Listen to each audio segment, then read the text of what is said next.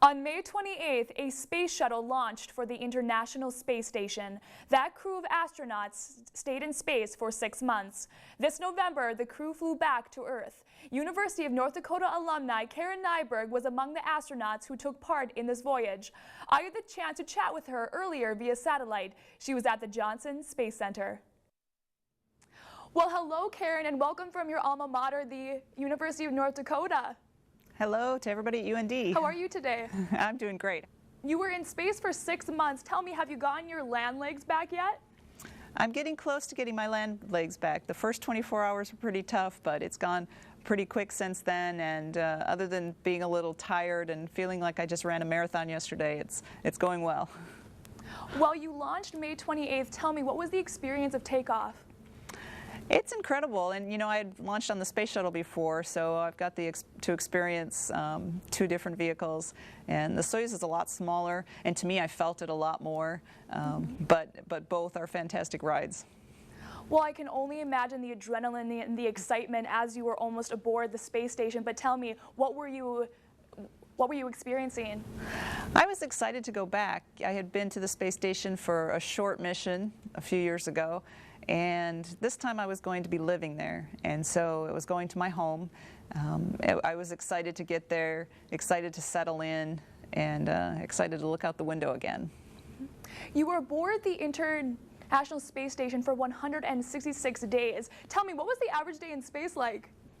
During the week, it was a very standard day. I'd get up at about 6 o'clock GMT, and somewhere around 7 or 7:30, we would have a daily planning conference with everybody, all the space centers around the world, and then we'd get to work, and we'd be doing everything from science experiments to maintenance to just depending on what was going on at the time. And we'd also have a couple of hours of exercise planned during the day. We did resistive exercise for maintaining our bones and muscles, and also treadmill or bike, and then midday meal, we'd have lunch somewhere around 1 o'clock, and then more work or exercise, and then at the end of the day, about 12 hours after the first daily planning conference, we would have an evening one, and again talk to all of the centers, the space centers around the world, and then after that it was dinner and some phone calls home, and then bedtime, and then we'd do it again the next day.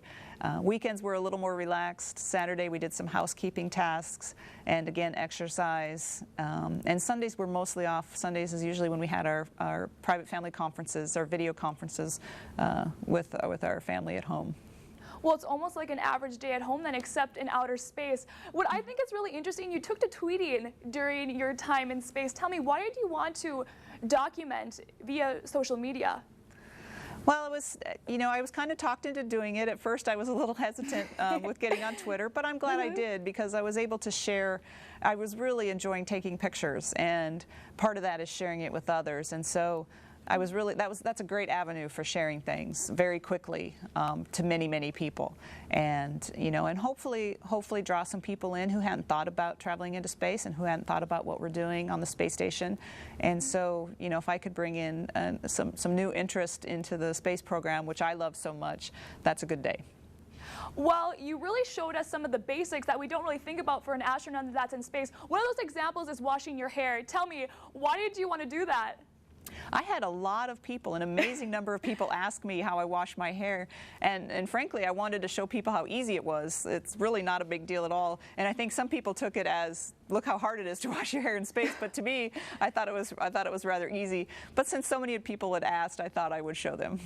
You took a piece of your alma mater with you. You brought a UND hockey puck. Tell me, how does UND still resonate with you?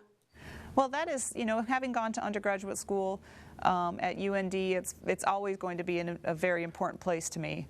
You know, anybody, when you're 18 and you're getting out into the world, that part of your life is very important, and it's the point where you know, you're starting making decisions on what you're going to do with your life. And such a fantastic education that I got at UND, and it really helped get me where I'm going. And it's also a beautiful campus and just a great place to be.